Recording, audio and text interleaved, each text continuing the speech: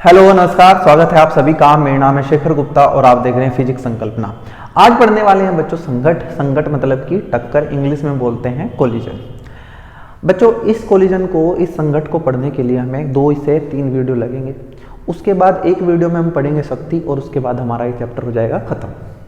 बच्चों संघट क्या है, संघट के प्रकार क्या हैं, संघट में क्या होता है, ये सब बातें हम आज के वीडियो में करने वाले हैं। अलग अलग प्रकार के संघट मैं आपको बताऊंगा, क्योंकि संघट 2-3 प्रकार के हमें पढ़ने हैं, इसलिए 2-3 वीडियो हमें इसमें लगेगी। ठीक है, बहुत आसान सा टॉपिक है। अगर आपने पीछे से अच्छे से पढ़ के आए हुए, संवेग संरक्षण का सिद्धांत आपको आता है, गतिज ऊर्जा आपको आती है, तो आप इसको आसानी से कर ले जाओगे, कोई मुश्किल हमें नहीं आएगी। तो बिना किसी देरी के शुरू करेंगे आज का वीडियो और हेडिंग लगाएंगे संघट। इंग्लिश में बोलते हैं कोलिजन और देसी भाषा में हम अपनी बोलेंगे टक्कर।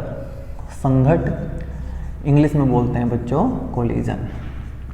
बच्चों आपने बहुत प्रकार के संघट देखे होंगे, बहुत सारी प्रकार की टक्करें देखी होंगी। आपने कभी फिल्में देखी हैं तो आपने उसमें कारों को टकराते हुए देखा होगा, आपने क्रिकेट बॉल को बैट से टकराते हुए देखा होगा, आपने बॉल को दीवार से टकराते हुए देखा होगा, आप खुद किसी से जाके टकरा गए होंगे। आपने ये जो देखा है ये सब क्या है, संघट है।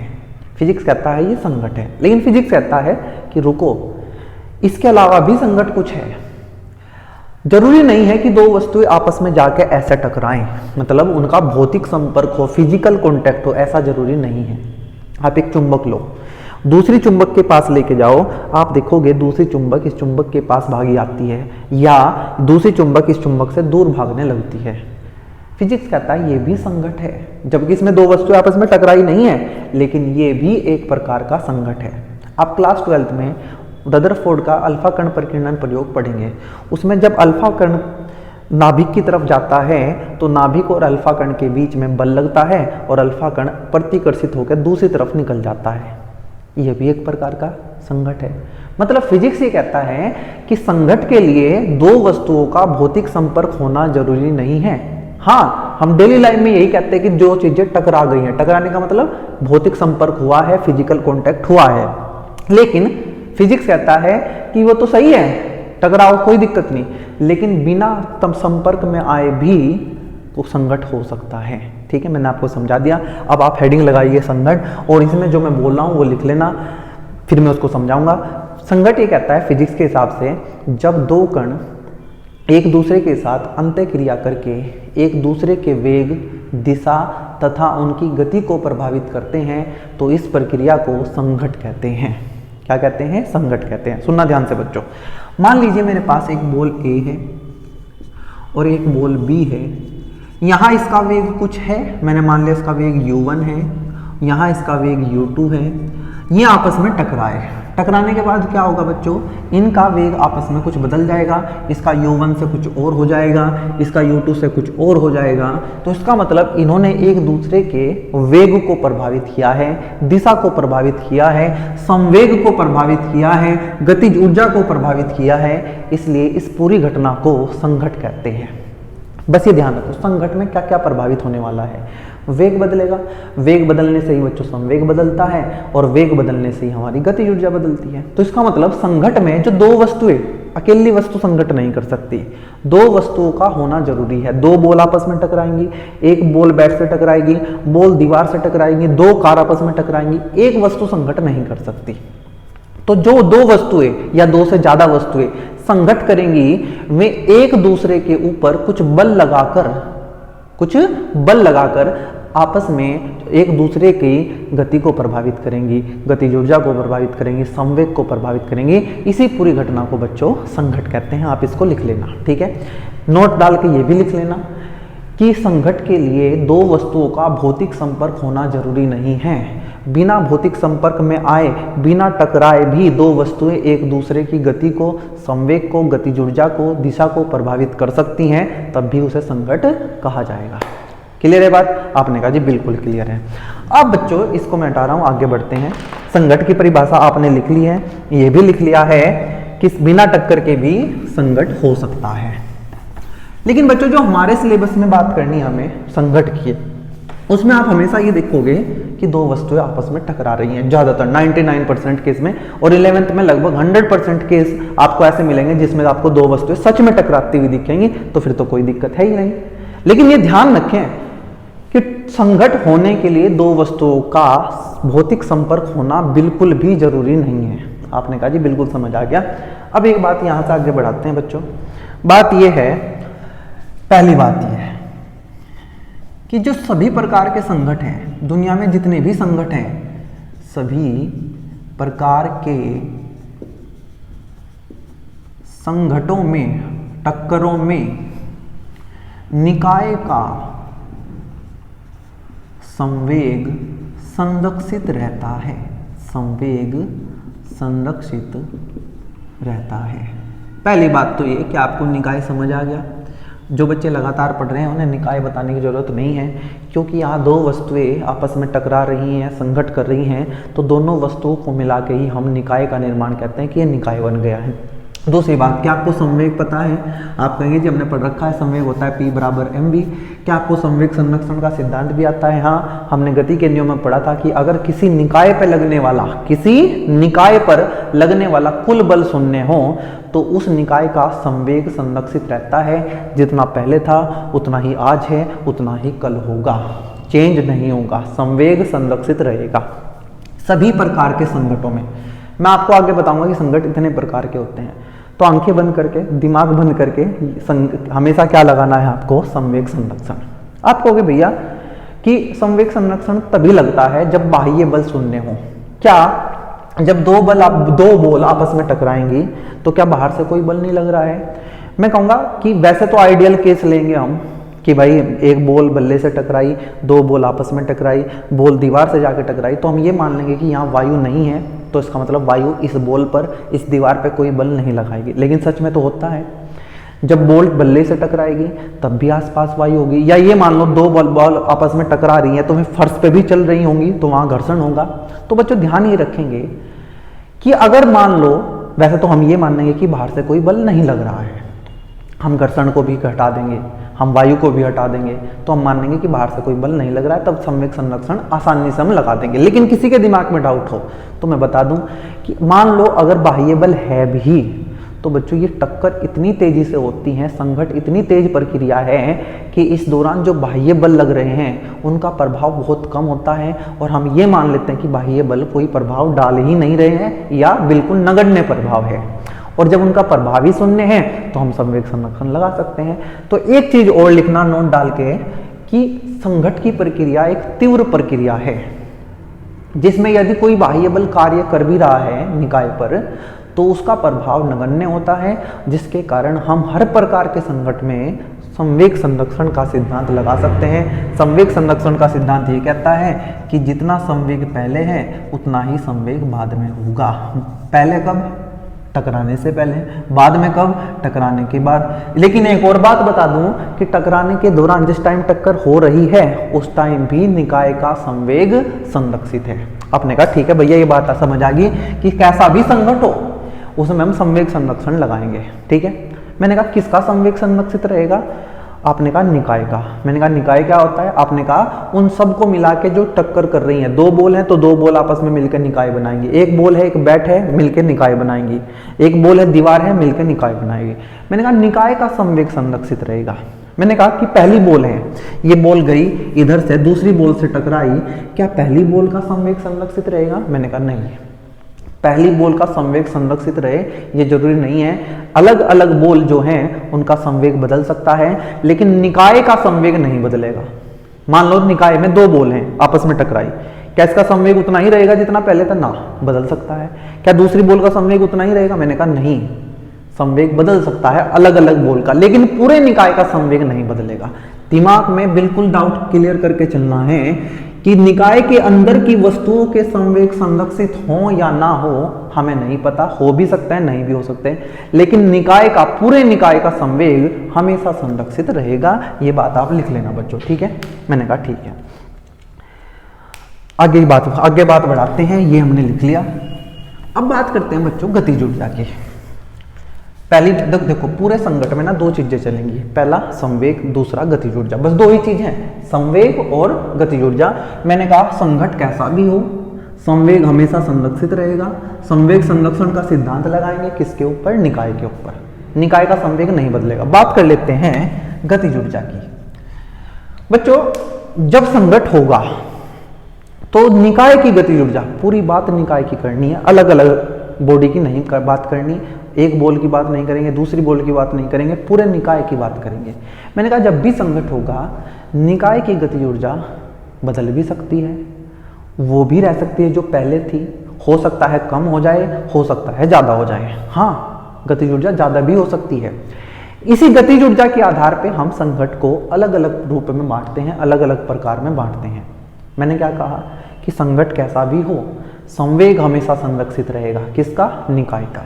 हो सकता है गतिज ऊर्जा संरक्षित रहे, हो सकता है गतिज ऊर्जा बदल जाए, हो सकता है गतिज ऊर्जा बढ़ जाए, हो सकता है गतिज ऊर्जा घट जाए। तो हमने कहा इसी गतिज ऊर्जा के आधार पे हम संकट को अलग अलग रूप में बांटेंगे।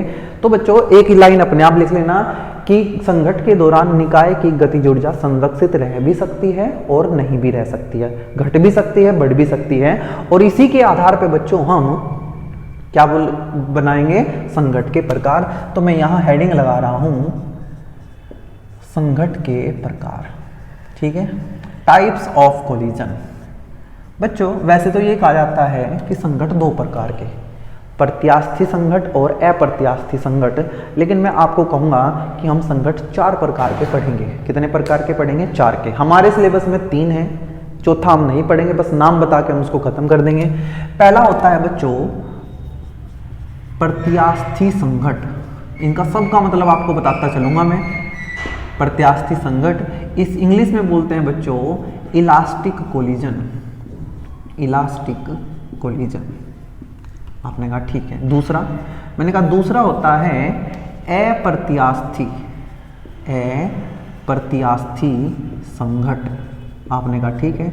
इसको बच्चों इंग्लिश में बोलते हैं in elastic collision, in elastic collision. आपने कहा तीसरा बताओ भैया, मैंने कहा पूर्णतः अप्रत्यास्थी संकट, पूर्णतः अप्रत्यास्थी संकट। इंग्लिश में बोलते हैं बच्चों इसको perfectly in elastic collision, perfectly in elastic collision. और बच्चों जो चौथा होता है उसको बोलते हैं सुपर कोलिजन।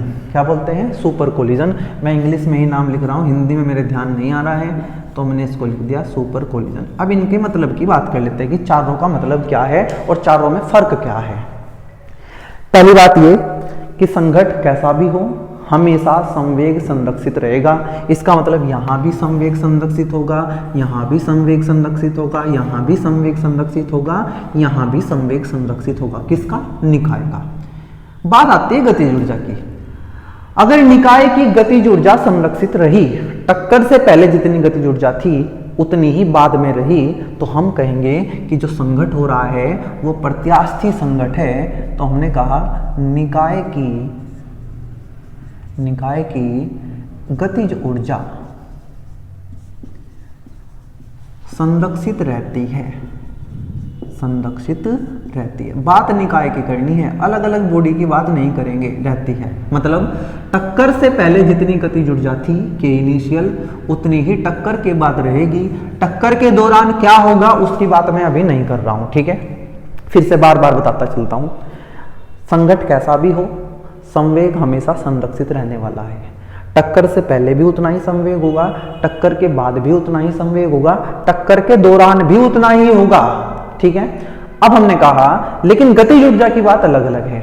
अगर गतिज ऊर्जा भी संरक्षित है, टक्कर से पहले जितनी गतिज ऊर्जा थी टक्कर के बाद भी उतनी ही गतिज ऊर्जा है, तो हम कहेंगे कि हमारा जो संकट है वो प्रत्यास्थी संकट है। टक्कर के दौरान क्या हो रहा है भैया ये बताओ, मैंने कहा थोड़ी देर बाद बात करेंगे, अभी इसकी बात नहीं करते कि टक्कर के दौरान क्या हो रहा है। मैंने कहा ठीक है। ये अप्रत्यास्थी संकट क्या है, इसमें कहा कि यदि निकाय की गतिज ऊर्जा, निकाय की गतिज ऊर्जा कम हो जाए, गतिज ऊर्जा कम हो जाए,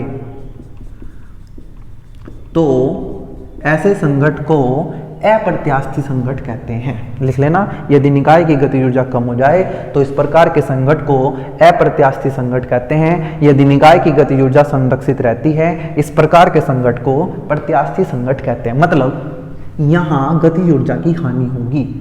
किसकी हानि होगी?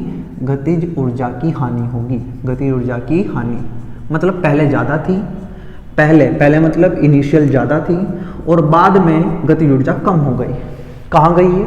अभी आगे बात करेंगे कि ये कहाँ गई है। अभी गायब हो गई है। मैं मान लो टक्कर हुई, पहले गतिज ऊर्जा ज़्यादा थी, टक्कर के बाद देखा गतिज ऊर्जा कम हो गई है। कहाँ गई भाई? गायब हो गई। मतलब गतिज ऊर्जा की हानि हो गई है, इसलिए इसको अप्रत्यास्थी संघट कहते हैं। ये क्या है भैया? पूर्णतः अप्रत्यास्थी संघट।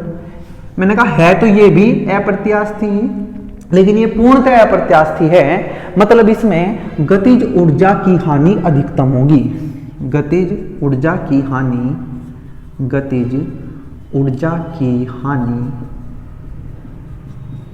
अधिकतम होगी। मतलब गतिज ऊर्जा कम तो हो रही है, यहां भी हो रही है, यहां भी, लेकिन यहां जो होगी वो सबसे ज्यादा कम हो जाएगी। मतलब सबसे ज्यादा ऊर्जा, कौन सी ऊर्जा? गतिज ऊर्जा गायब हो जाएगी। गतिज ऊर्जा की हानि अधिकतम होगी। ध्यान रखना बच्चों कि जो पूर्णतः अप्रत्यास्थी संघट है बहुत ही इंपॉर्टेंट है।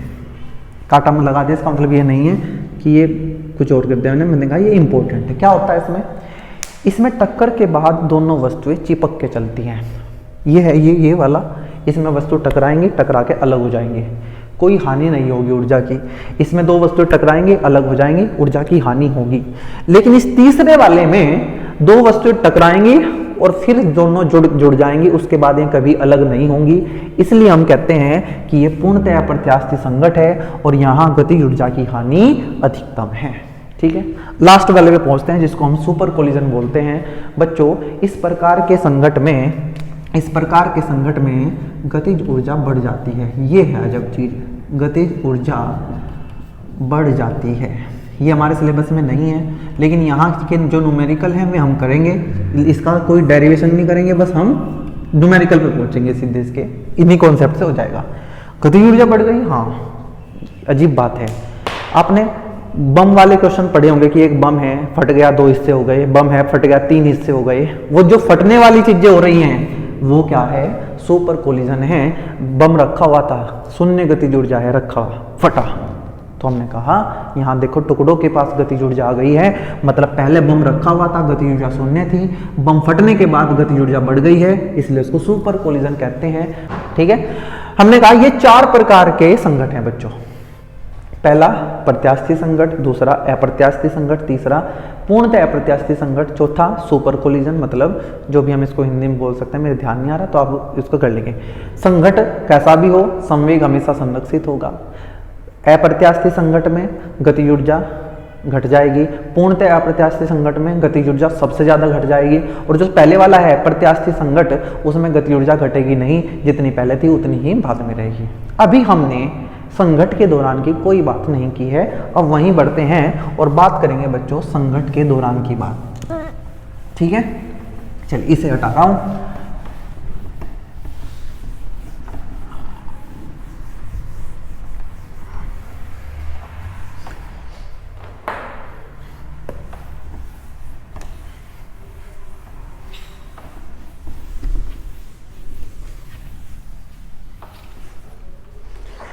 चलिए बच्चों बात करते हैं। आ जाओ, मान लो बच्चों कि हमारे पास 2 बॉल हैं, एक है ए और एक है बच्चों बी। ये ए इसी दिशा में चल रही है, बी भी इसी दिशा में चल रही है, दोनों एक ही दिशा में चल रहे हैं। इसका वेग u1 है और इसका वेग u2 है। ये बच्चों संघट से पहली स्थिति है, संघट से पहले की, संघट से पूर्व की स्थिति, अभी संघट नहीं हुआ है। ठीक है, अब हमें इनका संघट कराना है बच्चों। क्या कराना है? संघट। तो आपको एक बात तो पता है कि अगर ये बॉल आगे चल रही है, ये इसके पीछे पीछे जा रही है और इस बॉल को इससे टकराना है, तो इसकी स्पीड ज़्यादा होनी चाहिए। अरे भाई आपके सामने कोई जा रहा है मोटरसाइकिल पे, आप उसको पार करना चाहते हो तो आपको आपकी स्पीड उससे ज़्यादा होनी चाहिए ना। इसी तरीके से अगर इस बॉल ए को इस बॉल बी से टकराना है तो ये जो u1 है, ये u1 ये बड़ा होना चाहिए किससे? u2 से, तभी टक्कर हो पाएगी, वरना टक्कर पॉसिबल नहीं है। मैंने कहा यहाँ दो बॉल टकरा चुकी हैं और टकराने के बाद दोनों बॉल अलग हो गई है, ये A है और ये B है, और मैंने कहा अब इसका वेग v1 है और इसका वेग v2 है। हमने कहा ठीक है, ये टक्कर के बाद की स्थिति है, ये संघट के बाद की स्थिति है बच्चों, संघट के बाद की स्थिति। संघट हो चुका है, कहाँ हुआ संघट? कहीं बीच में संघट हुआ होगा। ये वेग v1 है और ये वेग v2 है। बच्चों थोड़ा सा समझने की कोशिश करेंगे।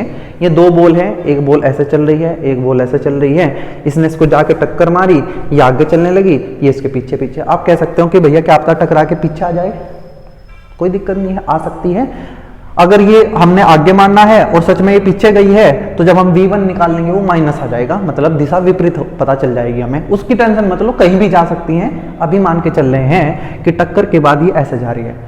मान लेते हैं टक्कर के बाद ये दोनों अलग हुई हैं। अलग होने का मतलब अब ये जो आगे वाली बॉल है ये तेज चल रही होगी, अलग कब होंगे भाई? मान लो तुम दो साथ साथ चल रहे हो साइकिल पे, अगर दोनों की स्पीड बराबर है तो साथ साथ चलोगे। किसी को आगे निकलना है तो उसको अपनी स्पीड ज्यादा करनी पड़ेगी। अगर बी को इस ए से आगे निकलना है, क्योंकि बी पहले से ही आगे था, टक्कर पीछे से हुई है तो टकरा के आगे चली जाएगी, तो हम कहेंगे बी का वेग v2 ज्यादा होगा किससे? v1 से। ठीक है, v2 का वेग b का वेग v2 a के वेग v1 से ज्यादा होगा। ठीक है जी, यहां मैं आपको कुछ बात बताऊंगा बच्चों। ये जो बॉल a है ये b की तरफ बढ़ रही है, ये जो बॉल A है ये B की तरफ बढ़ रही है, मतलब ये बॉल A B को अप्रोच कर रही है। आप जानते हो ना, किसी चीज की तरफ बढ़ना हम कहते हैं कि हम इसको अप्रोच कर रहे हैं। इसलिए इसको अगर मैं कहूं ये U1 है, ये U2 है, U1 ज्यादा है U2 से, तो अगर मैं U1 में से U2 को घटा दूं, U1 में से किसको घटा दूं? U2 को, तो ये जो वेग निकल के आया है बच्चों, इसको हम वेलोसिटी ऑफ अप्रोच बोलते हैं। क्या बोलते हैं? Velocity of approach. और हिंदी में बोलते हैं बच्चों इसको उपगमन वेग। थोड़े भारी से नाम है बच्चों इंग्लिश में बोलते हैं इसको वेलोसिटी ऑफ अप्रोच, क्योंकि इसमें वस्तु बॉल बी को अप्रोच कर रही है, ए बी की तरफ बढ़ रही है, इसलिए इसके वेग में से इसको घटा दें तो हम u1 माइनस u2 को उपगमन वेग कहेंगे। बच्चों अगर मैंने आपको या आपने कहीं पढ़ा हो, अगर मैं आपको पढ़ाता तो एक टॉपिक हमें पढ़ना था बच्चों सापेक्ष गति या आपेक्ष गति। तो हम क्या करते हैं, जब हमें दो वस्तुओं की सापेक्ष गति निकालनी होती है तो हम एक वस्तु के वेग में से दूसरी वस्तु का वेग घटा देते हैं। क्योंकि हमने यहां भी यही काम किया है कि इसके वेग में से इसको घटाया है, तो इसका मतलब ये वेग भी कहीं ना कहीं सापेक्ष वेग है, इसलिए कई जगह आपको इसको उपगमन का सापेक्ष वेग भी लिखा मिलेगा। ठीक है, ध्यान रखना बच्चों, क्या है ये? एक प्रकार का सापेक्ष वेग है। कई जगह आपको मिलेगा रिलेटिव वेलोसिटी ऑफ अप्रोच, लेकिन आप अभी थोड़ा सा इतना ध्यान रखें, ये ज्यादा है, इसमें से इस कम वाले को घटा देंगे और वस्तु ए बी की तरफ बढ़ रही है, मतलब उपगमन कर रही है, इसलिए इसको उपगमन वेग कहते हैं। इंग्लिश में अप्रोच कर रही है तो इसलिए इसको वेलोसिटी ऑफ अप्रोच कहते हैं। यहां जाते हैं, क्योंकि अब ये ज्यादा तेज चल रही है तो आगे जाने लगी, मतलब बी अब ए को छोड़ के जा रही है, दोनों एक दूसरे से अलग हो रहे हैं, सेपरेट हो रहे हैं इंग्लिश में अगर बोल रहे हैं हम। तो इसलिए इस v2 में से जब हम इस v1 को घटाते हैं, बड़े वाले वेग में से छोटे वाले वेग को घटाते हैं, तो हमें पता चल रहा है कि अब ये b इस a से अलग हो रही है, इसलिए बच्चों इसको पृथक्करण वेग कहते हैं। क्या बोलते हैं? पृथक्करण वेग, अलग होने वाला वेग। ठीक है, थोड़े से हिंदी वाले नाम मुश्किल हैं, इंग्लिश में बच्चों इसको बोलते हैं velocity of separation. Velocity of separation मतलब अलग होने वाला वेग। और क्योंकि यहां भी हमने एक वस्तु के वेग में से दूसरी वस्तु के वेग को घटाया है, और इस प्रकार के घटाने वाले वेगों को ज्यादातर हम सापेक्ष या आपेक्ष वेग कहते हैं, इसलिए इसको भी आपको कहीं ना कहीं सापेक्ष वेग लिखा मिलेगा। कि ये पृथक्करण का सापेक्ष वेग है या रिलेटिव वेलोसिटी ऑफ सेपरेशन है। ठीक है, उम्मीद है बच्चों ये आपको बात समझ आ गई होगी कि दो बॉल हैं, टकराने से पहले ऐसे चल रहे हैं, आगे आगे बी चल रही है, पीछे पीछे ए चल रही है। ए को बी से टकराना है तो ए को तेज चलना पड़ेगा, इसलिए हमने u1 को u2 से ज़्यादा लिया। u1 माइनस u2 को हमने उपगमन वेग बोला। इसको बच्चों इसको अवगमन वेग भी बोल देते हैं कई बार, लेकिन आप ये याद रख लेना पृथक्करण वेग। ठीक है, टक्कर हुई, टक्कर के बाद पीछे से बी ने ए को टक्कर मारा, ए आगे चलने लगा। हो सकता है बी टकरा के पीछे आ जाए, उसकी कोई बात नहीं कर रहे, मान लेते हैं आगे चल रहे हैं। इसका वेग ज्यादा है, इसका वेग कम है। ज्यादा वाले वेग में से कम वाला वेग हमने घटाया, क्योंकि इस वेग से दोनों वस्तुएं एक दूसरे से अलग हो रही हैं, पृथक हो रही हैं, इसलिए हमने इस वेग को पृथक्करण वेग बोला। ठीक है जी, उम्मीद है ये बात समझ आ गई होगी। आप कहोगे भैया वो बात बताओ बीच वाली बात जहां हम संघट हुआ है। अच्छा एक बात बताओ, हमें तो नहीं पता ये संघट कौन सा है। आप कहोगे नहीं ना, मुझे ये पता कि ये प्रत्यास्थ है, अप्रत्यास्थ है या पूर्णतः अप्रत्यास्थ है, कुछ नहीं पता मुझे। लेकिन हर जगह हम संवेग संरक्षण लगा सकते हैं। आपने कहा हाँ, तो मैं ये कह सकता हूं कि यहाँ का संवेग बराबर यहाँ का संवेग। मुझे बताओ यहाँ का संवेग कितना है? किसका संवेग? निकाय का। निकाय में कितनी वस्तुएं हैं? दो वस्तुएं। मैंने मान लिया इसका मास m1 है, इसका मास m2 है। मास मतलब द्रव्यमान। द्रव्यमान थोड़ा ही बदलेगा, तो इसका द्रव्यमान यहाँ भी m1 होगा और यहाँ भी m2 होगा। मैंने ये पूछ लिया क्या ये टक्कर से पहले की बात हो रही है? हाँ, तो हमने लिखा टक्कर से पूर्व या संघट से पूर्व संवेग। किसका संवेग? निकाय का। मैंने उसको नाम दिया PI, वेक्टर लगाया क्योंकि एक सदिश राशि होती है। इसका संवेग कितना है? संवेग होता है बच्चों mv, तो इसका हो जाएगा m1u1। गलती से इसको v मत पढ़ना बच्चों, ये u है। ठीक है, m1u1 प्लस इसका कितना है? आपने कहा m2u2। ये बच्चों हमारा जो पूरा हमने लिखा है ये टक्कर से पहले का संवेग है। मैंने कहा टक्कर के बाद का संवेग बताओ। टक्कर के बाद का संवेग, आपने कहा बाद की बात हो रही है, मतलब हाँ फाइनल बात हो रही है, बिल्कुल। इसका होगा m1v1 प्लस m2v2। आपने कहा जी बिल्कुल। ये टक्कर से पूर्व गतिज ऊर्जा की भी बात कर लेते हैं बच्चों एक बार। टक्कर से पूर्व यहाँ दो ही चीजों की बात होगी, एक तो संवेग की और एक गतिज ऊर्जा। आपने कहा गतिज ऊर्जा क्या होती है? आपने कहा 1/2 mv²। गतिज ऊर्जा को प्रदर्शित करते हैं k से। पहली बात कर रहे हैं, इनिशियल बात कर रहे हैं तो I लिख दिया। पहले का गतिज ऊर्जा होगी 1/2 m1u1²। यहाँ वेक्टर नहीं लगाएंगे क्योंकि गतिज ऊर्जा एक अदिश राशि है। प्लस दूसरे की गतिज ऊर्जा होगी 1/2 m2u2²। m2u2²। मैंने कहा टक्कर के बाद की बात करो। टक्कर के बाद गतिज ऊर्जा, टक्कर के बाद गतिज ऊर्जा। आपने कहा बाद की बात हो रही है तो फाइनल लिख लेते हैं 1/2 m1v1² प्लस 1/2 m2v2²। ये हमने संवेग भी लिख लिया, ये हमने गतिज ऊर्जा भी लिख ली, दोनों तरीके की। ठीक है, अब संवेग हमेशा बराबर होने वाला है। ये संवेग इसके बराबर होगा, लेकिन ये गतिज ऊर्जा इसके बराबर होगी या नहीं होगी ये इस बात पर निर्भर करेगा कि हमारा संघट कौन सा है। अभी हम संघट की बात नहीं कर रहे हैं कौन सा है, अभी हम एक ओवरऑल बात कर रहे हैं, तो मैं आपको लिखना सिखा रहा हूं। अब बात करते हैं बच्चों इनके बीच की, कि इनके बीच क्या हुआ। बीच मतलब जब टक्कर हुई तो क्या हुआ होगा, ये बहुत इंपॉर्टेंट है बच्चों। अब हम मानते हैं कि ये हो रही है इन दोनों के बीच की टक्कर। ये हमारा A है, ये हमारा B है, और हमने कहा ये है टक्कर के दौरान, संघट के दौरान। संघट ही लिख लेता हूँ है ना, क्योंकि मैं संघट ही लिखता रहा हूँ बार बार, तो मैं संघट लिख लेता हूँ। संघट के दौरान की स्थिति, संघट के दौरान की स्थिति। आपने कहा ठीक है। देखो बच्चों, मैंने आपको बताया कि संघट के लिए टकराना जरूरी नहीं है, लेकिन हमारी 11th क्लास के सिलेबस में या ये कहो नीट जेईई मेंस तक भी 99% केसों में टक्कर होती दिखाई देगी, घबराने की जरूरत नहीं है। दोनों वस्तुएं एक दूसरे से टकरा रही हैं, टकराते अभी मान लेते हैं कि जस्ट ये टकराए, मतलब आ रहे थे अभी टच हुआ ही है, ये मान लेते हैं, मतलब टक्कर की अभी शुरुआत हुई है। तो मुझे एक बात बता दो, अभी इसका ए का वेग कितना है? आप कहोगे u1 है ये, तो ये मत कहना कि अब यहां से यहां तक u1 ही रहेगा क्या। हाँ, अभी टक्कर से पहले उतना ही रहेगा, कोई बाहर से बल नहीं लग रहा है। b का वेग कितना है? b आगे जा रहा था, कितने से? u2 से। आपने कहा ठीक है, ये टक्कर के शुरुआत की बात है, टक्कर हुई है, अभी कोई ज्यादा काम नहीं हुआ। जैसे ही टक्कर होगी बच्चों, ये b a पे पलट के बल लगाएगा। जब टक्कर होगी क्या a b से जाके टकराएगा? आपने कहा हाँ टकराएगा। तो क्या a b पे बल लगाएगा? आपने कहा जी बिल्कुल लगाएगा। कहाँ लगाएगा? यहाँ। कहाँ की तरफ? आगे की तरफ। ठीक है जी।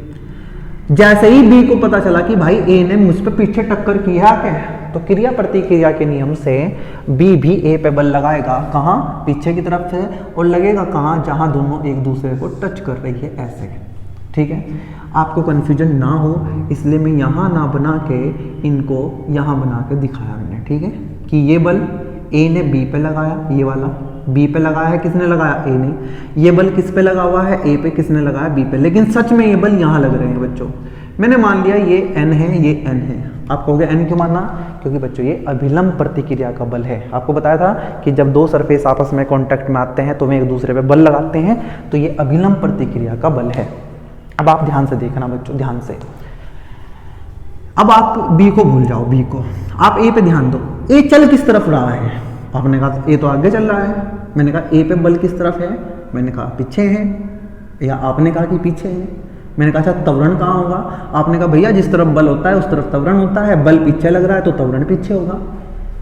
वेग आगे है, त्वरण पीछे है। हम आज तक पढ़ते आए हैं कि अगर वेग और त्वरण एक दूसरे के विपरीत दिशा में हैं तो वस्तु की चाल घटेगी। मतलब इस n और u1 के विपरीत दिशा में होने के कारण a की चाल कम होने लगेगी। मान लो अभी थोड़ी देर के लिए इसका वेग 30 मीटर पर सेकंड था टकराने से पहले, और इसका वेग 20 मीटर पर सेकंड था टकराने से पहले। अब जैसे ही टक्कर होगी इस a का वेग 30 से घटना शुरू हो जाएगा। ठीक है, इसका वेग घटेगा। कितना घटेगा? अभी बात करेंगे। ठीक है, कहां तक घटेगा? बात करते हैं b के। b पे बल कहां है? आपने कहा आगे है, त्वरण आगे होगा। चल कहां रही है? आगे। वेग कहां है? आगे। मतलब b का जो त्वरण और b का जो वेग सामने की दिशा में है, एक ही दिशा में है। और जब वस्तु का त्वरण और वेग एक ही दिशा में होते हैं तो उनकी चाल बढ़ती है। मतलब b की चाल बढ़ेगी। यहाँ इसकी 20 थी, फिर आगे बढ़ेगी और बढ़ेगी, बढ़ती जाएगी। कहाँ तक बढ़ेगी हमें नहीं पता अभी। ठीक है, मैंने कहा यहाँ संघट के दौरान, चूंकि ये पहला पॉइंट है, a का त्वरण व वेग, a का त्वरण और वेग विपरीत दिशाओं में है, विपरीत दिशाओं में है, इसीलिए ए की चाल घटने लगती है। दूसरी, बी का जो त्वरण है और वेग है में एक ही दिशा में है, क्योंकि बी का त्वरण व वेग समान दिशाओं में है या समान दिशा में है, ऐसा लिखेंगे। एक ही दिशा है ना, तो समान दिशा में है, इसीलिए B की चाल बढ़ने लगती है। B की चाल बढ़ने लगती है। तो आपको एक बात पता चली कि जो पीछे से तेज आ रही थी, टक्कर के बाद उसकी चाल या उसका वेग घटने लगा, और आगे वाले जो आगे था उसकी चाल बढ़ने लगी। ये काम होता जाएगा, इसकी चाल घटती जाएगी, इसकी चाल बढ़ती जाएगी, इसकी चाल घटती जाएगी, इसकी चाल बढ़ती जाएगी, और एक टाइम ऐसा आएगा बच्चों इन दोनों की चाल बराबर हो जाएगी। यहां लिख रहा हूं, किसी क्षण A व B की चाल बराबर हो जाएगी, बराबर हो जाएगी। आपने कहा ठीक है। इसका मतलब ये है, चाल बराबर होने का मतलब क्या होता है बच्चों? आपका दोस्त आप एक साइकिल, अलग अलग साइकिल में साथ साथ चल रहे हैं, दोनों की चाल बराबर है तो उसका मतलब आप दोनों साथ साथ चल रहे हैं। इसका मतलब इस दौरान ए और बी साथ साथ चल रहे होंगे, साथ साथ। टक्कर देखो, ये तेज आ रहा था, ये आराम से चल रहा था, टक्कर हुई, इसकी चाल घटने लगी, इसकी चाल बढ़ने लगी, इसकी चाल घटने लगी, इसकी चाल बढ़ने लगी, और एक टाइम ऐसा है कि दोनों की चाल बराबर हो गई। और दोनों की चाल बराबर होने का मतलब है दोनों वस्तुएं साथ साथ चल रही होंगी, अर्थात ए व बी साथ साथ गति करेंगे। आपने कहा ठीक है, कितनी देर करेंगे? अभी सुनना। ये लगभग उसी तरीके का है जैसे एक स्प्रिंग होता है। एक स्प्रिंग होता है, पीछे से उसको दबाओ तो आगे अगर कोई गुटका है तो स्प्रिंग के बल के कारण वो भी आगे चलने लगेगा, और एक टाइम ऐसा आएगा कि दोनों गुटके साथ साथ चलेंगे। ये दोनों बॉल भी साथ साथ चल रही हैं, लेकिन अभी तो इसकी चाल और बढ़नी है।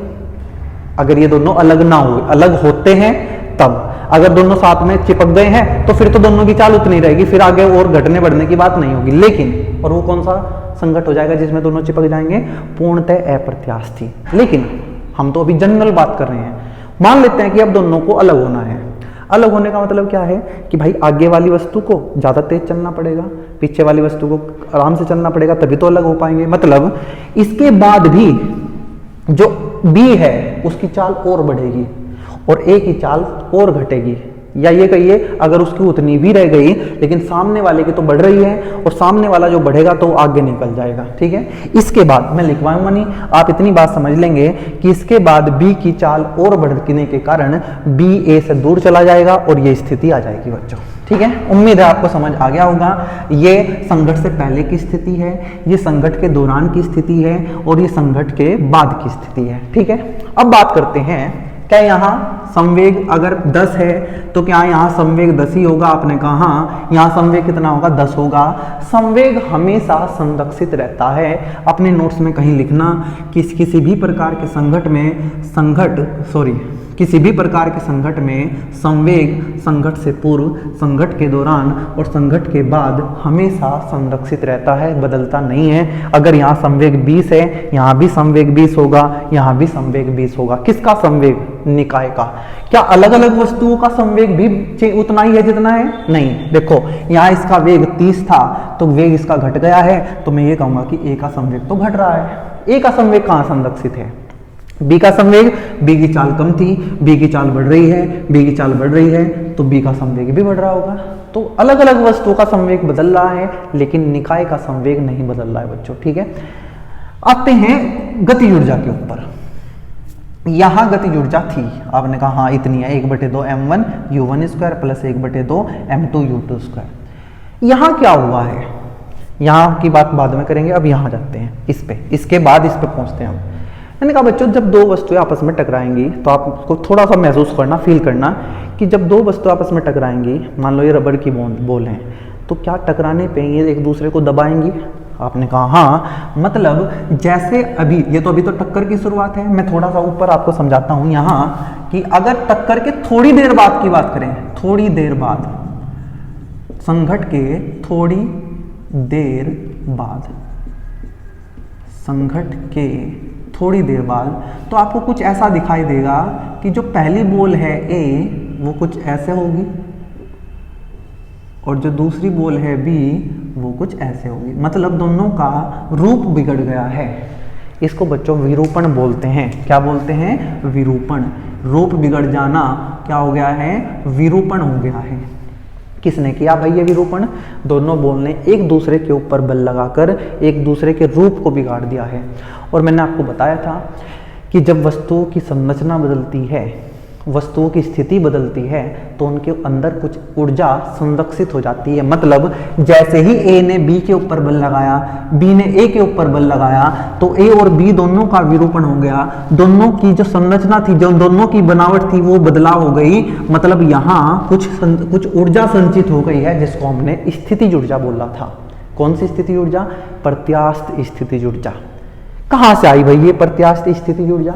आप कहोगे कि ये जो गति ऊर्जा थी ये ही कहीं ना कहीं स्थिति ऊर्जा में बदली होगी, मतलब अभी यहाँ कोई स्थिति ऊर्जा नहीं है, यहाँ कोई स्थिति ऊर्जा पता नहीं है, लेकिन यहाँ रूप बिगड़ने के कारण इसके अंदर कुछ स्थितिज ऊर्जा संचित हुई है जो कि गतिज ऊर्जा से आई होगी। मतलब अगर यहाँ दोनों की गति ऊर्जा को मैं 50 कहूँ तो यहाँ 50 का कुछ हिस्सा इन दोनों बॉल के अंदर स्थितिज ऊर्जा के रूप में संचित हो गया है। मतलब यहाँ उतनी गतिज ऊर्जा नहीं है जितनी गति ऊर्जा यहाँ थी। इसका मतलब यहाँ की गति ऊर्जा और यहाँ की गति ऊर्जा बराबर नहीं है, यहाँ की गति ऊर्जा ज्यादा है, यहाँ की गति ऊर्जा कम है, मतलब कुछ गति ऊर्जा गायब हो गई है। लेकिन इसके बाद क्या होगा उसके आधार पे ही हम संघट को अलग अलग रूप में बांटा है। अगर ऐसा हुआ कि टकराने के बाद जब ये दोनों बॉल अलग हुई और इन्होंने अपनी जो संरचना में बदला हुआ था उसको वापस ऐसा ही कर लिया जैसे पहले था, मतलब जो इनके अंदर की स्थिति ऊर्जा थी इन्होंने वापस बाहर गेंद को स्थिति ऊर्जा के रूप में दे दी, तो हम इसको प्रत्यास्थी संघट कहेंगे।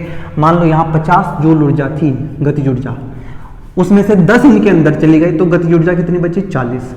लेकिन जब इन्होंने संघट कर लिया तो इन्होंने वो जो 10 अपने अंदर रख रखा था वो वापस इन बॉल को दे दिया, तो फिर से गति ऊर्जा कितनी हो गई 50 हो गई। तो मैं कहूँगा यहाँ की गति ऊर्जा और यहाँ की गति ऊर्जा बराबर है, इसलिए ये एक प्रत्यास्थी संघट कहलाएगा।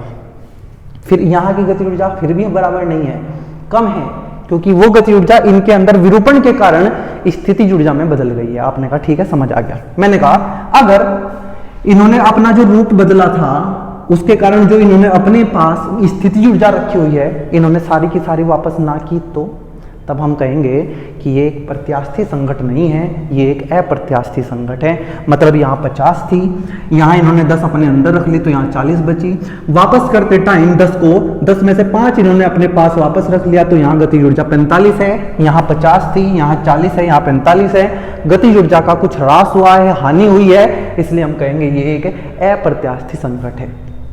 ठीक है, मान लो कि टकराने के दौरान यहाँ 50 थी ऊर्जा, 50 में से 10 अंदर रख ली और कुछ भी वापस नहीं की इन्होंने, जैसे थे ऐसे ही रहे, चिपक गए भाई दूसरे से। तो इसका मतलब तो यहाँ सबसे ज्यादा हानि हुई है, 50 में से 10 चली गई, वो वापस आई नहीं, यहाँ भी 40 रह गई। तो हम कहेंगे ये पूर्णतः अप्रत्यास्थी संघट है बच्चों। कैसा? पूर्णतः अप्रत्यास्थी संघट है। ये सारी कहानी थी संघट की। उम्मीद है आपको ये अच्छे से समझ आ गया होगा कि भाई ये 3 प्रकार के संघट हम किस तरीके से बात कर रहे हैं, गति ऊर्जा संरक्षित है या नहीं है और कब संरक्षित है। संवेग हमेशा संरक्षित है, यहाँ भी, यहाँ भी, यहाँ भी, लेकिन यहाँ गति ऊर्जा अगर 50 है तो यहाँ हमेशा कम होगी क्योंकि कुछ ना कुछ विरूपण होगा। उसके बाद वो वापस आ जाए तो प्रत्यास्थी संघट, ना आए अप्रत्यास्थी संघट, बिल्कुल भी ना आए पूर्णतः अप्रत्यास्थ संघट। ठीक है जी, मैं इसको हटा रहा हूं। बच्चों अब हमें प्रत्यास्थी संघट पढ़ना है, अप्रत्यास्थी संघट पढ़ना है और पूर्णतः अप्रत्यास्थी संघट पढ़ना है। लेकिन ज्यादातर इंपॉर्टेंट हमारे लिए है प्रत्यास्थी संघट और पूर्णतः अप्रत्यास्थी संघट। और ज्यादा कॉन्सेप्ट कहाँ है? ज्यादा कॉन्सेप्ट है बच्चों प्रत्यास्थी संघट में, जहां संवेग भी संरक्षित रहेगा और गतिज ऊर्जा भी संरक्षित रहेगी। अब हमें ये भी 2 प्रकार के पढ़ने हैं। हो सकता है बच्चों बॉल ऐसे जा रही थी, पीछे से बॉल आई, दोनों टकराए, फिर भी इसी लाइन में चली गई। ऐसा नहीं हुआ कि टकराए ये ऊपर चला गया या नीचे चला गया। ऐसी टक्करें बच्चों जिसमें बॉल बिल्कुल सीधा टकराए, इसको सम्मुख संघट बोलते हैं, हेड ऑन कोलिजन बोलते हैं। क्या बोलते हैं? Head on collision. और ऐसे कोलिजन में, सम्मुख संघट में, वस्तु टकराने के बाद भी उसी रास्ते पे चलती रहती है जिसमें वो पहले चलती थी, इसलिए इसको एक विमीय संघट बोलते हैं। क्या बोलते हैं? एक विमीय। लेकिन अगर ऐसा हुआ कि बॉल यहाँ है और मैं इसको साइड में से टक्कर मारा हूं, साइड में से, इसको ओब्लिक कोलिजन बोलते हैं। और इस टक्कर में बच्चों एक बॉल ऐसे निकल जाएगी, एक बॉल ऐसे निकल जाएगी, इसलिए इसको द्विविमीय संघट बोलते हैं।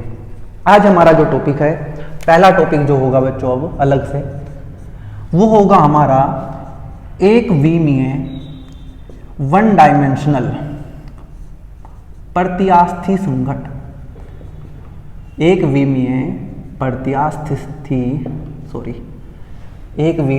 प्रत्यास्थी संघट, ये हमें पढ़ना है। पहली बात, संघट पता चल गया बिल्कुल। प्रत्यास्थी जिसमें संवेग भी संरक्षित रहेगा, गतिज ऊर्जा भी संरक्षित रहेगी। एक विमीय टकरा के उसी लाइन पे चलते रहेंगे जिसमें वे चल रहे थे। तो इसका मतलब हमें बिल्कुल क्लियर हो गया है, ठीक है। अब हमें बच्चों इस बीच वाली बात नहीं करनी है। ये बीच वाली बात संघट के दौरान की बात मैंने अलग से इसलिए बताई क्योंकि आगे आपको इसकी जरूरत ना पड़े। आप केवल संघट से पहले की बात करेंगे, संघट के बाद की बात करेंगे। मैं दो स्थितियां बनाता हूं बच्चों।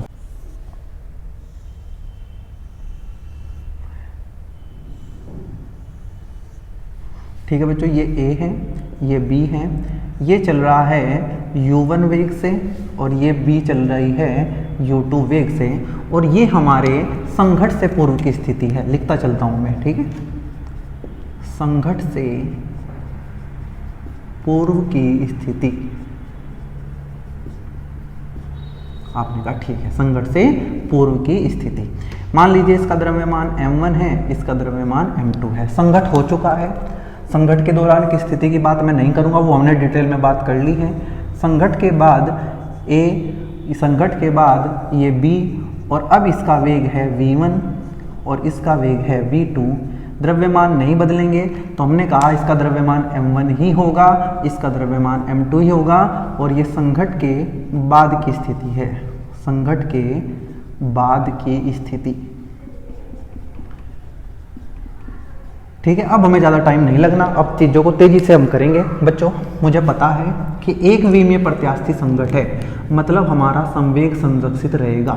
संवेग संरक्षण के सिद्धांत से, संवेग संरक्षण के सिद्धांत से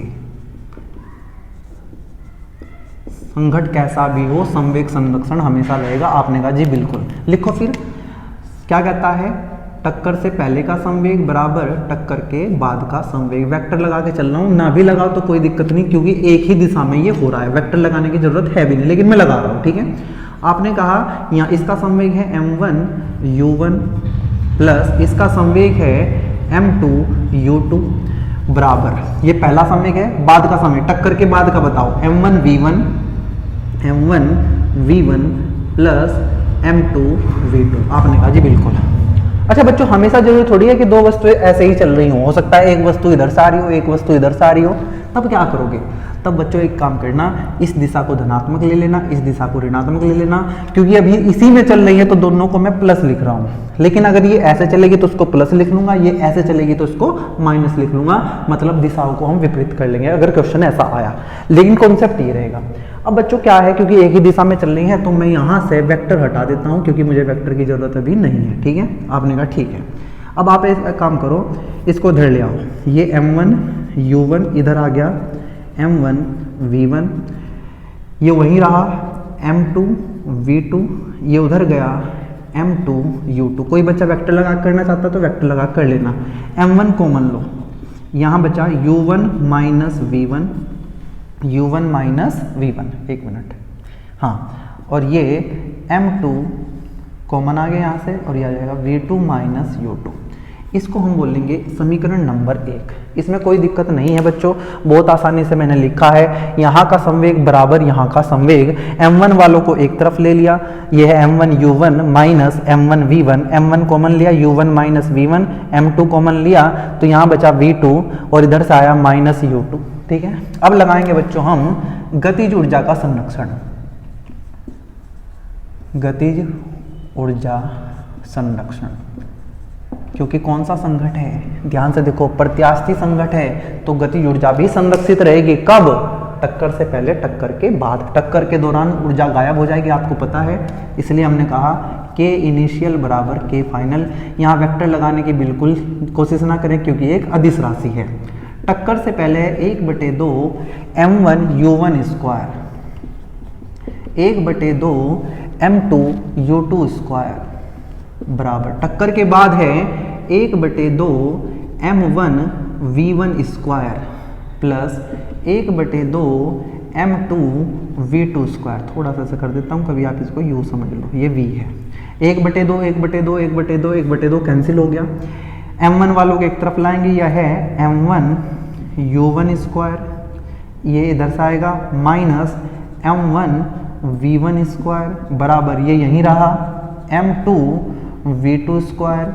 ये उधर गया minus m1u1 square, m1 common लिया, अंदर बचेगा बच्चों u1 square minus v1 square, u1 square minus v1 square बराबर m2 कॉमन लिया तो ये बचा v2 square minus u1 square. आपने कहा ठीक है, a square minus b square लगा देंगे, क्या होता है a plus B into A minus B, तो ये बनेगा u1 plus v1, u1 minus v1 बराबर m2 v2 प्लस u1 और v2 माइनस u1, और ये समीकरण नंबर 2, ये u है बच्चों। थोड़ा सा सावधानी हमें बरतनी है, क्योंकि थोड़ा सा भी आपने गलत किया या मैंने गलत किया पूरा खराब हो जाएगा। ये क्या है, ये u1, तो ये u1 है। 2 समीकरण बन गए बच्चों।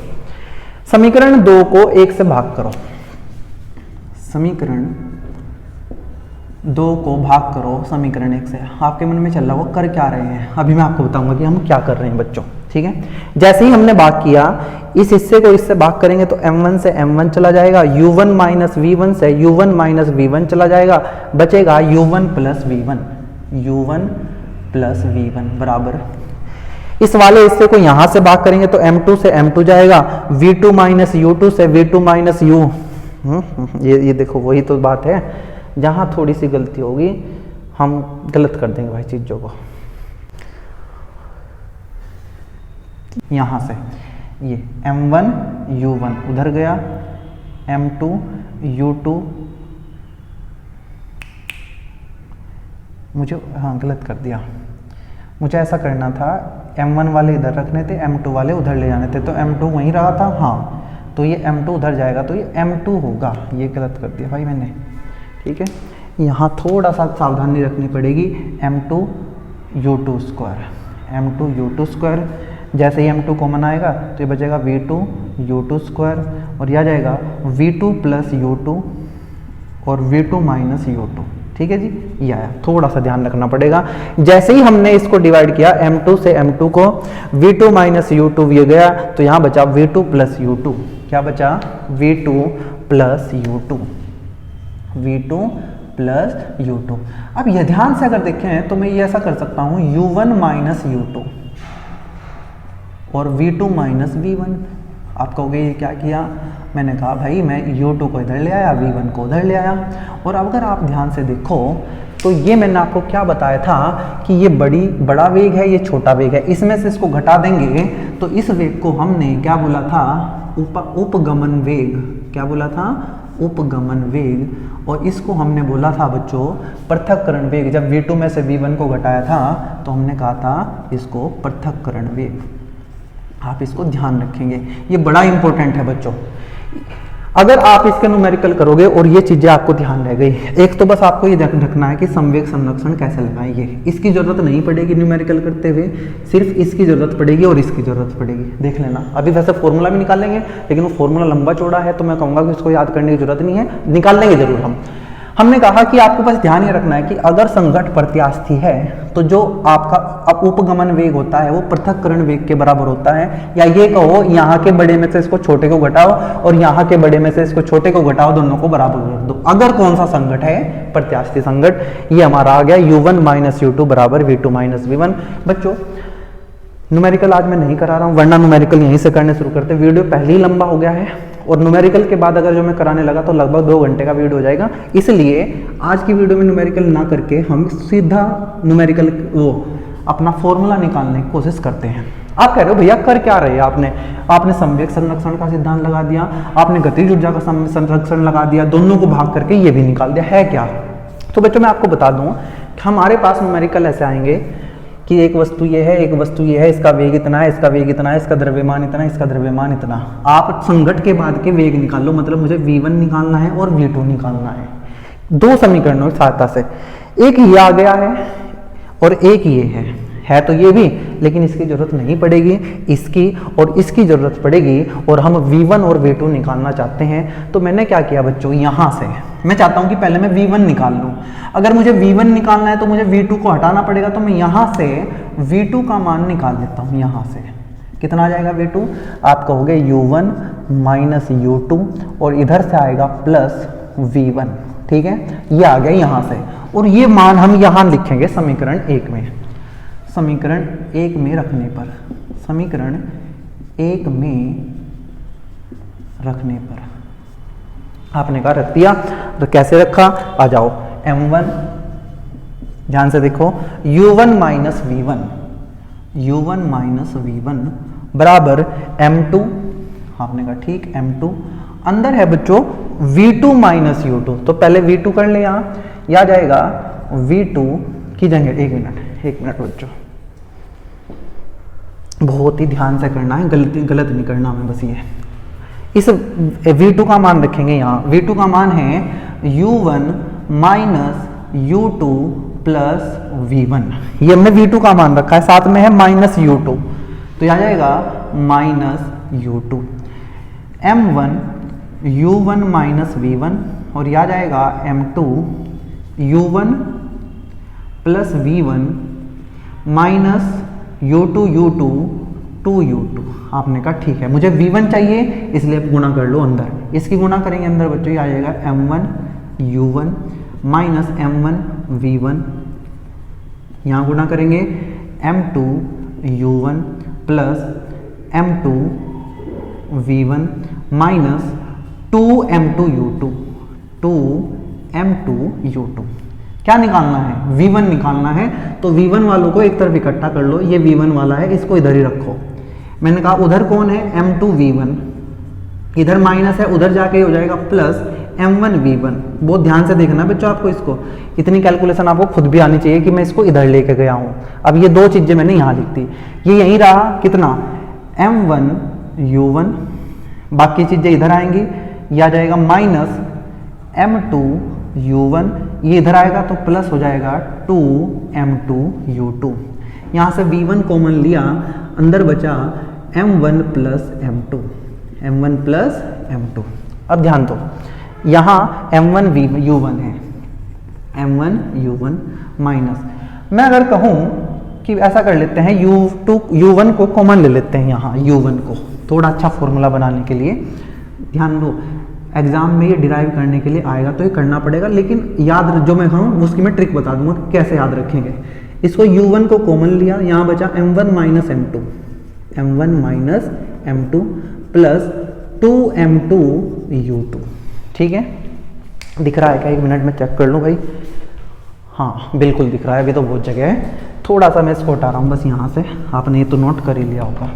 अब मैं यहाँ से सीधा v1 का फॉर्मूला लिखता हूँ बच्चों, v1 का, ये m1 प्लस m2 यहाँ इन दोनों के डिवाइड में जाएगा तो बनेगा m1 minus m2 upon m1 plus m2 और साथ में है u1 प्लस 2m2 अपॉन में जाएगा ये m1 प्लस m2 और साथ में आएगा बच्चों u2, ये हमारा v1 का फॉर्मूला है। किसका फॉर्मूला है, v1 का फॉर्मूला। और देखो कितना प्यारा फॉर्मूला आया है, लग रहा होगा बहुत मुश्किल है, लेकिन बहुत मुश्किल नहीं है। मान लो मुझे टक्कर के बाद पहली वस्तु का वेग निकालना है, v1 निकालना है, ध्यान से सुनना, तो आप क्या करोगे m1 minus m2 upon m1 plus m2 और साथ में लिखेंगे u1, पहली का निकाल रहे हैं तो पहली की बात करेंगे, v1 निकाल ले तो यहाँ u1 आएगा, फिर आएगा क्या करोगे, इसका 2 गुना कर दो 2m2 अपॉन में लिखेंगे m1 प्लस m2 और साथ में लिखेंगे u2। देखो अब आप बच्चों, आपके लिए होमवर्क ये है कि आप इस v1 की वैल्यू यहाँ डाल के v2 निकाल के देंगे। आपने कहा ठीक है हम कर देंगे। मैंने कहा जैसे ही आप यहाँ v2 की ये v1 की वैल्यू यहाँ डाल लोगे तो v2 जो निकल के आएगा, v2 निकल के आएगा, मैं याद करा रहा हूँ वहाँ मत देखना, मुझे पता है कि v2 निकालना है, तो v2 के लिए क्या करेंगे m2 माइनस m1, क्या करेंगे m2 minus m1 upon m2 plus m1।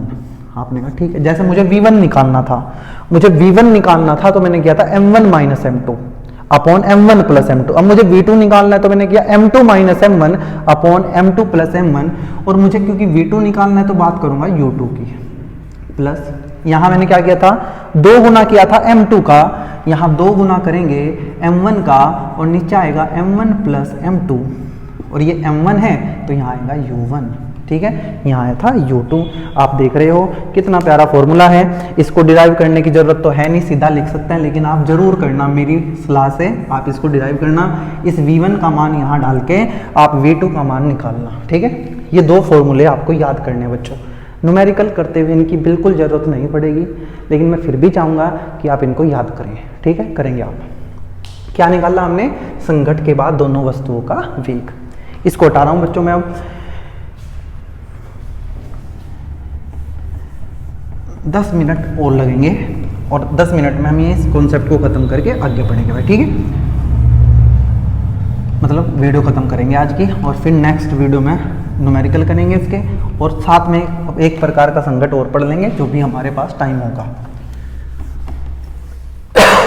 आपने कहा कि भैया इतनी बात मुझे समझ आ गई कि अगर मुझे संघट के सवाल करने हैं तो मुझे एक तो संवेग संरक्षण लगाना आना चाहिए, यहाँ का संवेग बराबर यहाँ का संवेग। मैंने कहा बिल्कुल। दूसरा, गतिज ऊर्जा संरक्षण सिद्धांत लगाने की जरूरत नहीं है न्यूमेरिकल करते टाइम, लेकिन हाँ एग्जाम में डिराइव करने के लिए आया ये फॉर्मूला तो लगाना पड़ेगा। अगर आपको न्यूमेरिकल सोल्व करने हैं तो संवेग संरक्षण लगाओ, और दूसरा ये कहो कि यहाँ का आपेक्षिक वेग जिसको हमने उपगमन वेग कहा था और यहाँ का वेग पृथक्करण वेग कहा था, दोनों को बराबर रख दो, दो समीकरण बन जाएगी, दोनों से आप v1 v2 निकाल लेंगे। आपने कहा ठीक है भैया कोई दिक्कत नहीं। मैंने कहा अब यहाँ से कुछ विशेष स्थितियां बनने वाली हैं। पहले मैं दोनों के फॉर्मूले आपसे लिखवाना चाहूंगा, v1 का और v2 का। मैंने कहा भाई v1 का लिखना है तो m1 minus m2 upon m1 plus m2। आपने कहा ठीक है। v1 की बात हो रही है तो यहाँ u1 आएगा प्लस 2 गुना कर दो किसका? m2 का, क्योंकि आपने v1 निकालने हैं तो दूसरे की बात करेंगे, 2m2 अपॉन यही m1 प्लस m2, और क्योंकि अब m2 की बात हो रही है तो यहाँ लिख दो u2। ये आ गया आपका v1। क्या आ गया है? v1। मैं बॉक्स में मन नहीं कर रहा हूँ, अब v2 लिखवाओ मुझे। आपने कहा भैया v2 लिखवाना है तो m2 माइनस m1 कर दो, m2 minus m1 upon m2 plus m1। आपने कहा ठीक है। v2 की बात कर रहे हैं तो u2 आएगा। डबल करो किसका? आपने v2 निकाल रहे हो, डबल करोगे m1 का तो ये आ जाएगा 2m1 अपॉन यही m2 प्लस m1, और ये आ जाएगा यहाँ ये m1 की बात हो रही है तो ये आ जाएगा u1। तो दो याद करने ये दो फॉर्मूला, ठीक है। हो जाए तो बढ़िया, ना हो जाए तो भी कोई दिक्कत नहीं, जब न्यूमेरिकल करेंगे तो आपको पता चलेगा, इसकी तो जरूरत है भी नहीं। लेकिन हाँ अगर सीधा फॉर्मूला याद रहा तो हम जल्दी भी कर सकते हैं क्वेश्चन। आपने कहा विशेष स्थितियां बनाने वाले भाई 4 विशेष स्थितियां पढ़ाऊंगा मैं आपको बच्चों, और 4 ही बहुत इंपॉर्टेंट है विशेष स्थितियां। पहली बात ये, हम प्रत्यास्थी संघट पढ़ रहे हैं, एक विमीय वाला जिसमें टक्कर आमने सामने से होती है, बिल्कुल हेड ऑन कोलिजन जिसको बोलते हैं। पहली स्थिति विशेष स्थिति क्या है? पहली विशेष स्थिति ये है बच्चों कि अगर दोनों के द्रव्यमान बराबर हों, यदि m1 m2 के बराबर हो, मान लो ये भी 2 किलोग्राम का, ये भी 2 किलोग्राम का, और मैंने मान लिया कि दोनों m हैं, m1 m2 के बराबर है और दोनों m हैं, तब क्या होगा? आपने कहा तब क्या होगा? अब बताता हूं तब क्या होगा। आपने कहा ये फॉर्मूला देखो, v1 क्या है? टक्कर के बाद पहली वस्तु का वेग, टक्कर के बाद पहली वस्तु का वेग v1 आएगा m माइनस m। क्या m1 की जगह m लिखेंगे? हाँ। m2 की जगह m लिखेंगे? आपने कहा नीचे भी लिखेंगे m प्लस m। आपने कहा हाँ। यहाँ लिखा जाएगा u1 प्लस 2, m2 की जगह क्या लिखेंगे? m, नीचे है m प्लस m, और यहाँ आएगा u2। आपने कहा ठीक है। v1 क्या आया? ये 0 हो गया, m माइनस m 0, तो पूरा 0 हो गया, ठीक है। ये आ जाएगा 2m अपॉन 2m, 2m से 2m गया तो ये बचा u2। बच्चों अब इसको ध्यान से सुनना, मैं क्या बताने वाला हूँ। पहले मुझे बताओ ये v1 क्या है? आपने कहा भैया v1, जैसे मैं बोल रहा हूँ आपको ऐसे बोलना है कि v1 संघट के बाद पहली वस्तु का वेग है।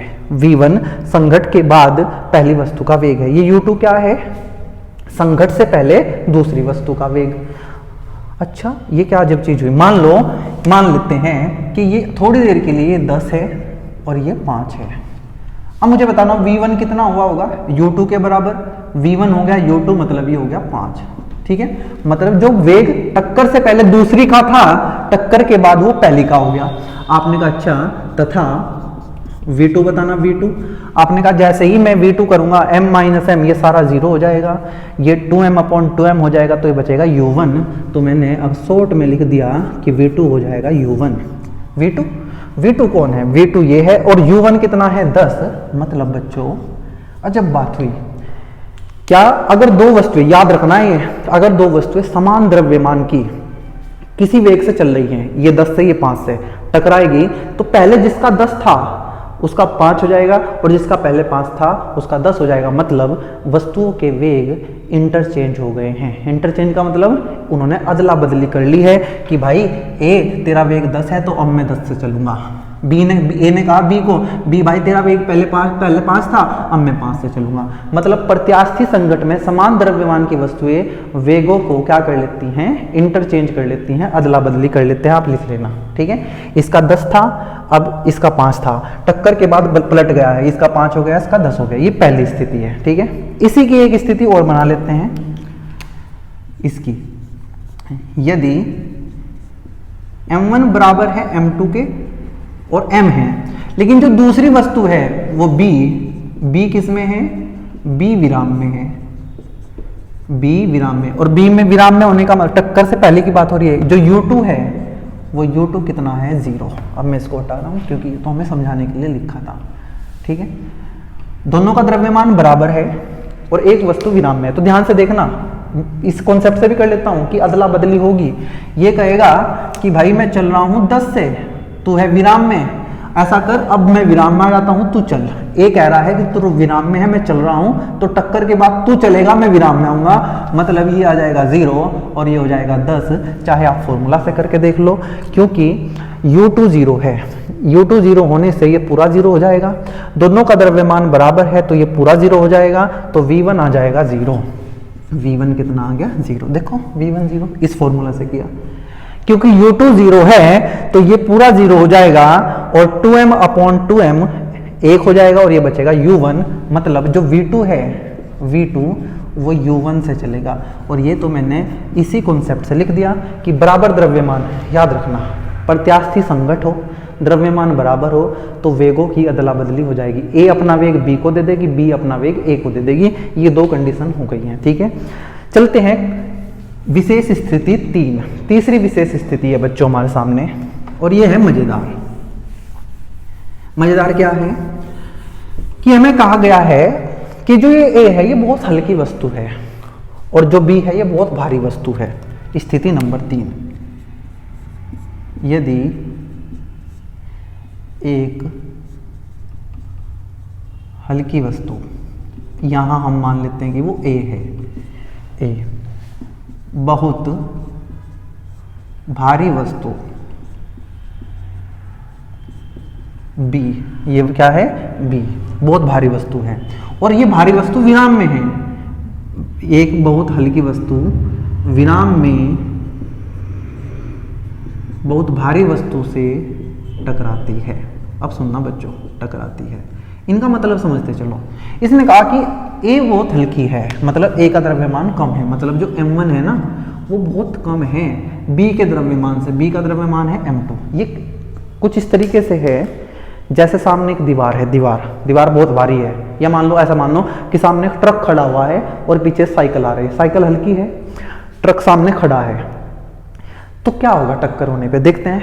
पहली बात मैं आपको इससे बताऊंगा, दूसरी हम फील करेंगे कि रियल लाइफ में क्या हो सकता है। आपने कहा क्योंकि m1 बहुत कम है m2 से, तो जहां जहां m1 m2 के साथ प्लस या माइनस में है तो m1 को नेग्लेक्ट कर दो, छोड़ दो, उपेक्षा कर दो उसकी। हमने कहा m1 को यहाँ छोड़ दो, m1 को यहाँ छोड़ दो, m2 से जाएगा तो ये -1 बचेगा, और U2 वस्तु B किस में है? विराम में, तो ये 0 हो जाएगा। तो ये V1 कितना आने वाला है हमारा? अतः ध्यान से सुनना बच्चों, क्योंकि m1 को हमने घटा दिया तो यहाँ बचा -m2, m1 को भी नेग्लेक्ट कर दिया, यहाँ बचा m2, साथ में बचा U1। ये U2 क्योंकि वस्तु B विराम में है तो ये 0 हो गया, तो ये 0 हो गया सारा। m2 से m2 गया तो V1 कितना आ गया? -U1। ये हुई मजे की बात, सुनना। चलो पहले V2 भी निकाल लेते हैं, फिर एक साथ बात करेंगे।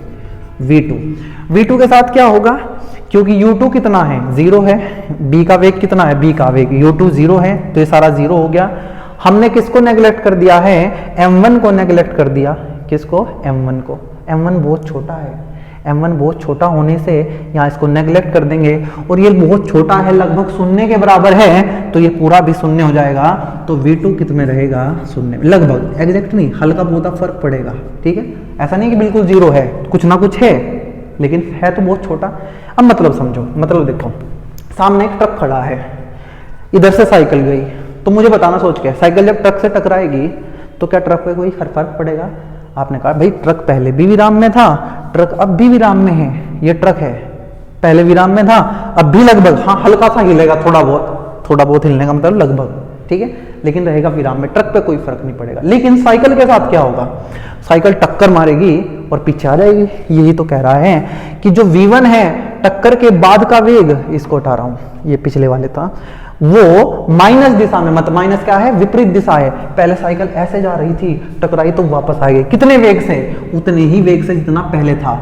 ए का पहले वेग u1 था, ए का वेग अब v1 है, दोनों बराबर हैं, लेकिन विपरीत दिशा। मान लो कि साइकिल इधर से 10 मीटर पर सेकंड से गई, सामने ट्रक खड़ा था, तो साइकिल ट्रक से खड़ी टकराएगी और वापस आ जाएगी -10 मीटर पर सेकंड से। ये थोड़ा अजीब लगता है, लेकिन दीवार वाला, वो बॉल वाला एग्जाम्पल, मैं बॉल को मारूं फेंक के, तो दीवार वहीं खड़ी रहती है क्योंकि बहुत भारी है, लेकिन बॉल टकरा के वापस आते हैं जितने वेग से हमने फेंका था, दिशा बदल गई है, तो ये माइनस आ गया। आपने कहा ठीक है, अब मुझे समझ आ गया। लास्ट स्थिति पे चलते हैं और वीडियो खत्म करेंगे भाई। इसके बाद स्थिति नंबर 4 हमें कहती है, स्थिति नंबर 4, अब इन्होंने उल्टा कर दिया। स्थिति नंबर 4 ये कहती है कि अब ए बहुत भारी है, अब ट्रक जाएगा, ट्रक, बहुत भारी वस्तु, बहुत भारी वस्तु जो कि ए है, विराम में स्थित हल्की वस्तु जो कि अब बी है, हल्की वस्तु बी से टकराती है। कौन से टकराना है, ये प्रत्यास्थ संघट है, प्रत्यास्थ। अब क्या होगा, अब ये एग्जांपल ऐसा है कि साइकिल सामने खड़ी है, पीछे से ट्रक आ रहा है, ठीक है, साइकिल विराम में है, क्योंकि भारी वस्तु ए है, मतलब जो m1 है बहुत ज्यादा है, b हल्की है, b का द्रव्यमान m2 बहुत कम है, तो जहां जहां m2 है उसको नेग्लेक्ट कर देंगे। तो जो v1 आएगा, वो v1 आएगा, m2 को नेग्लेक्ट करेंगे तो m1 बचेगा, यहाँ भी m1 बचेगा, m1 से m1 जाएगा, 1 बचेगा, ये आ जाएगा u1। v2 क्योंकि हल्की वस्तु जो है उसका वेग शून्य है, विराम में है, तो ये शून्य हो गया, तो v1 बराबर आ गया u1। इसका मतलब भी समझेंगे क्या है, तथा यहां जाते हैं, किसको नेग्लेक्ट करना है, देखो u2 के 0 होने से पूरा 0 हो गया, किसको नेग्लेक्ट करना है, m2 को। m2 को जैसे ही नेग्लेक्ट करा तो ऊपर m1 है, नीचे m1 है, नेग्लेक्ट करने का मतलब उस चीज को 0 डाल देते हैं। m1 से जाएगा m1 तो जाएगा 2u1, मतलब जो v2 आएगा हमारा वो आएगा 2u1, 2u1। मजे की बात सुनना, पहला कौन है, पहला ट्रक है, ट्रक का पहले वेग कितना था u1, बाद में वेग कितना है v1, जो कि दोनों बराबर आए। मतलब अगर ट्रक 20 मीटर पर सेकंड से चल रहा है तो साइकिल को टक्कर मार के भी वो 20 मीटर पर सेकंड से ही चलता जाएगा, साइकिल की टक्कर से उस पर कोई फर्क पड़ने वाला नहीं है। ये आप बात जानते हैं कि वो बहुत भारी है तो उस पर फर्क नहीं पड़ेगा। लेकिन साइकिल के साथ क्या होगा, साइकिल का पहले वेग u2 है, u1, ये एक मिनट, साइकिल आएगा u1, हाँ पहले साइकिल विराम में है, ध्यान से दो, देखो, और बाद में साइकिल का वेग कितना है, v2 है, और v2 का मान आया है 2u1। u1 कितना है, किसका वेग है, ट्रक का वेग है। मतलब जब ट्रक साइकिल को टक्कर मारेगा तो ट्रक का वेग तो पहले के जितना ही रहेगा जितना पहले था, लेकिन साइकिल का वेग ट्रक के वेग का 2 गुना हो जाएगा। मतलब ट्रक जा रहा था 20 मीटर पर सेकंड से, साइकिल खड़ी थी, टक्कर हुई, साइकिल 40 मीटर पर सेकंड से चलेगी। मतलब साइकिल की जो चाल होगी वो ट्रक की चाल की 2 गुनी हो जाएगी और ट्रक की चाल उतनी रहेगी, कोई फर्क नहीं पड़ेगा। इनमें से ज्यादा इंपॉर्टेंट है बच्चों पहले वाला, जिसमें 2 बराबर द्रव्यमान हैं, टकराते हैं, प्रत्यास्थ संघट करते हैं, तो एक दूसरे से अपने वेग का इंटरचेंज कर लेते हैं, अदला बदली कर लेते हैं। उम्मीद है आज का वीडियो आपको समझ आया होगा, एक लेंथी वीडियो हो गया है, लेकिन मैंने सारे कॉन्सेप्ट कवर करने की कोशिश की है बच्चों। अगली वीडियो में हम न्यूमेरिकल करेंगे इसके, और बात करेंगे हम एक और प्रकार का संघट पढ़ लेंगे अगर हमारे पास टाइम बचा, ठीक है। तो उम्मीद है आपको समझ आ गया होगा। पढ़ते रहें, मेहनत करते रहें। धन्यवाद।